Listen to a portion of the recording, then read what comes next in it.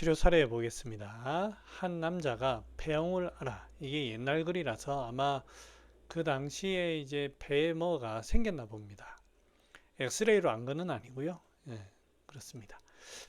폐옹을 앓아 입과 코에 농이 나오고 대소변이 모두 농을 띠고 있었다. 야, 요즘 현대에는 이런 사람이 거의 없죠. 이 상태는 거의 말기의 상태인데 미열이 있고 염증이 심하니까 그렇죠. 오한하며 수세하고 수척하는 거죠. 거의 손을 쓸 수조차 없는 상태가 되었다. 이때 선생께서 배농탄과 배농산을 투여하였다. 그 결과 점차 호전되어 완치되었다. 이게 동동 선생의 이제 케이스인데, 일단은 여기에서 이렇게 살아남은 것만 해도 대단하고요. 이렇게 되는 건 일단은 요런 데 쓴다는 거, 그 정도를 좀 이해해 주시면 되겠습니다. 정확하게 배농탄과 배농산이 농이 나올 때 쓴다. 이 상황을 좀 이해해 주시면 좋겠고, 그러면 이때 이런 정도의 상태면 다 그럴 수 있느냐? 저는 쉽지 않은 것 같습니다. 뭐 안 된다라고 말씀드릴 수는 없지만, 일단은 이런 케이스를 보기도 현대에는 좀 드물고, 쉽지 않을 것 같아요. 네. 그래도 뭐 그런 케이스가 있다라는 거 뭐 거짓 없이 쓰셨을 거니 아무튼 믿습니다. 60대 주부가 160에 46kg, 기관지 확장증 20여 년 정도 되었고 약약을 하루 3회 복용 중이다. 한 달 전부터 3회 정도 대량의 객혈이 있었고, 좀 심하네요. 뭐가 찢어졌나 염증이 났나 봅니다. 기침 가래가 많아졌다. 양방에서는 특별한 방법이 없고 심해지면 수술밖에 없다고 하였다. 평소 두통이 주 1회 3회에서 4회 정도, 기침이 자주 나오고 맑은 콧물과 재채기가 나온다. 자, 여기 보면 객혈이 있죠. 그 다음에 두통이 있고, 그 다음에 기침 가래이 있으면서 맑은 콧물, 재채기, 가래가 자주 생기고 잘 뱉어지지 않는다. 가래.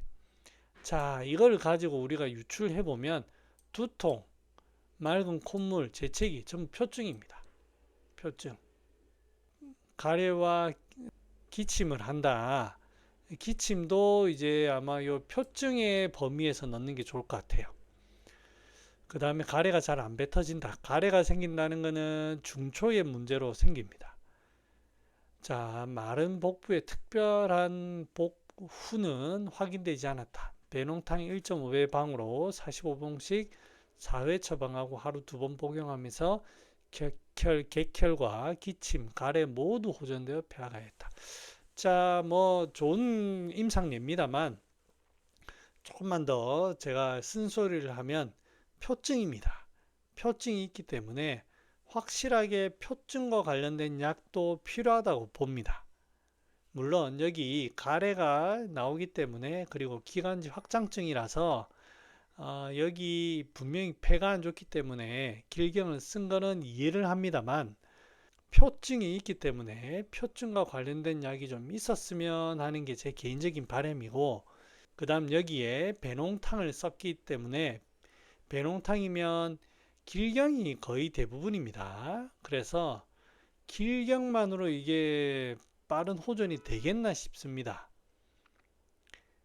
그래서 제가 만약에 치료를 한다면 물론 길경도 쓰고 해야 되겠지만 조금 더 다른 것들을 가미를 해야 되지 않나, 개인적으로는 그렇게 생각합니다. 물론 좋은 효과가 나서 이렇게 보고를 하신 거지만 조금 더 정밀롭게 했으면 어떻겠나라고 생각을 합니다. 만약에 쓰시려고 하면 배농탕에 배농산도 같이 좀 쓰거나, 왜냐면 지실 뭐 이런 게 들어가니까요. 그 다음에 이 그림에서는 형방패독산이라든지 이런 것들도 좀 고려해 볼 필요가 있을 것 같습니다. 자, 귀에 진물과 농이 나와서 병원에 가니 중이염이라고 하여 치료를 받았는데도 잘 낫지 않는다. 배농탕 한제 처방해서 4일간 복용하고 더 이상 진물과 농이 안 나온다. 염증을 치료할 경우에는 소량보다도 대량을 써야 효력이 있어 치근염이나 치주염, 풍치 등에는 늘 대량을 써 치료한다. 네, 여기에 보면 여기 농이 나오기 때문에 배농탕을 처방했다. 이렇게 되어 있습니다. 저는 이분한테 한번 물어보고 싶습니다. 중이염, 농이 나오는 중이염 모든 것이 배농탕으로 낫습니까? 치료해 보셨어요? 저는 중이염에 심한 경우에 치료를 해봤습니다. 배농탕으로 치료를 해보진 않았습니다. 절대 쉽지 않습니다. 네. 저는 이거를 농이라는 측면보다도 옹저라는 측면으로 해서 우리 몸의 전기신혈도 많이 도와야 되고요. 염증도 많이 봐야 되고 그렇습니다. 그래서 이 글을 읽을 때 이 케이스는 분명히 이걸로 치료가 된 경우입니다. 그래서 이거를 무시한다기보다는 농이 나오는 중염을 모두 배농탕으로 다 치료된다 라고는 생각 안 하셨으면 좋겠습니다. 안 하셨으면 좋겠고, 치주염, 치근염 치료해 보셨는지 모르겠는데 저는 치료본 케이스가 있는데요. 급성으로 왔을 때에는 길경 이런 것만으로도 치료하기보다는 방풍, 박하, 갈근, 세신 등등, 그 다음에 심하면 석고 이런 것들도 반드시 써야 됩니다. 그리고 또 차가워서 생기는 경우도 많아요. 그래서 그런 것들도 치료를 하고, 담음으로 인한 경우도 상당히 많습니다. 그래서 반하라든지 이런 것들도, 또는 풍담을 써서 남성 같은 것도 써야 되는 그런 경우를 저는 경험했는데요.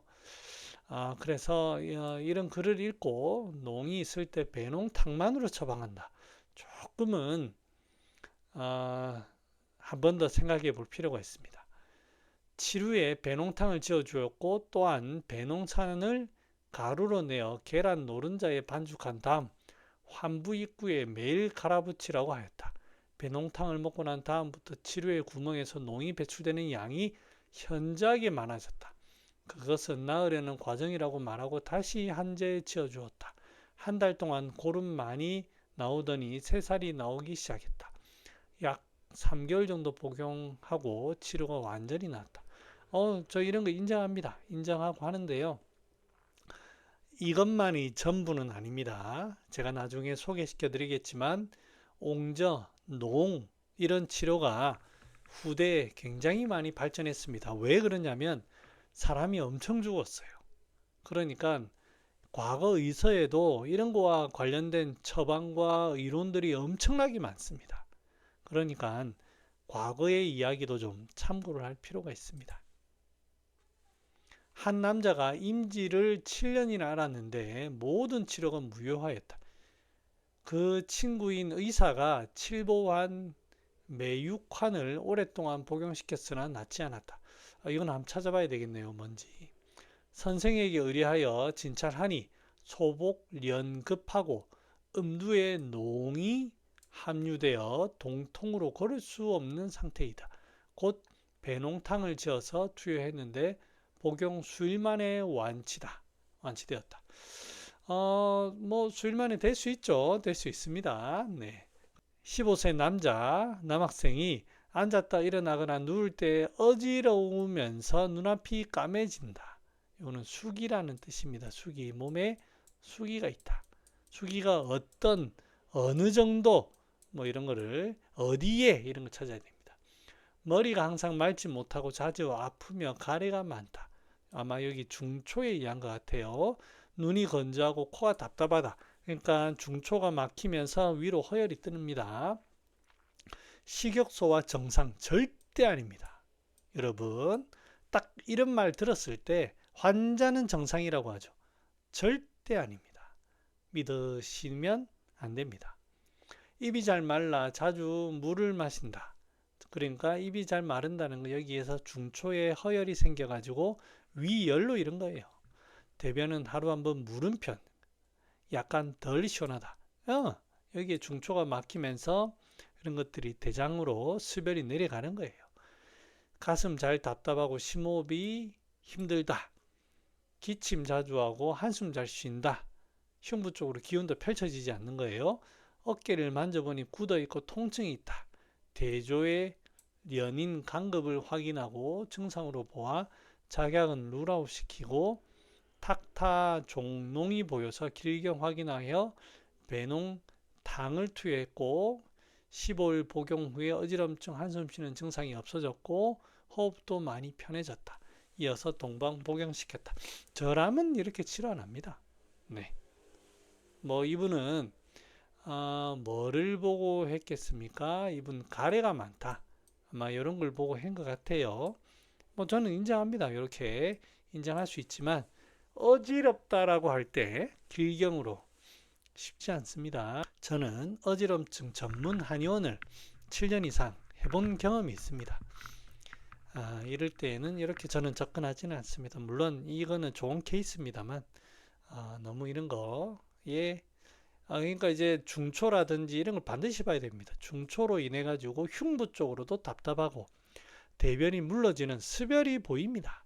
그래서 지실이라든지 반하라든지 이런 거, 복령이라든지 또는 여기의 경우에서는 뭐 모르겠습니다만 이런 것들 꼭 써야 됩니다. 그 다음에 허혈이 있기 때문에 허혈도 좀 봐야 되고요.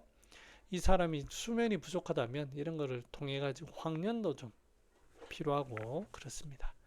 참고만 하셨으면 좋은 케이스네요.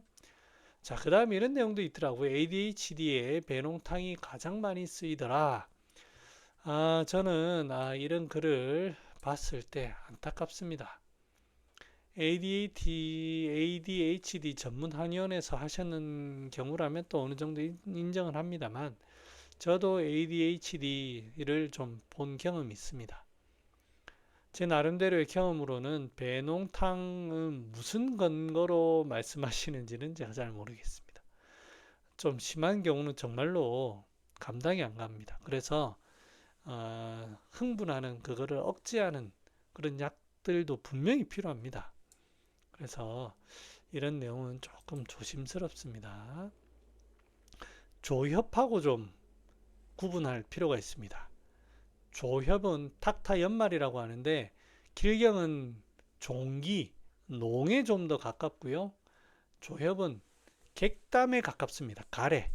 가래에 가깝고 이 조협은 굉장히 강력한 맛입니다.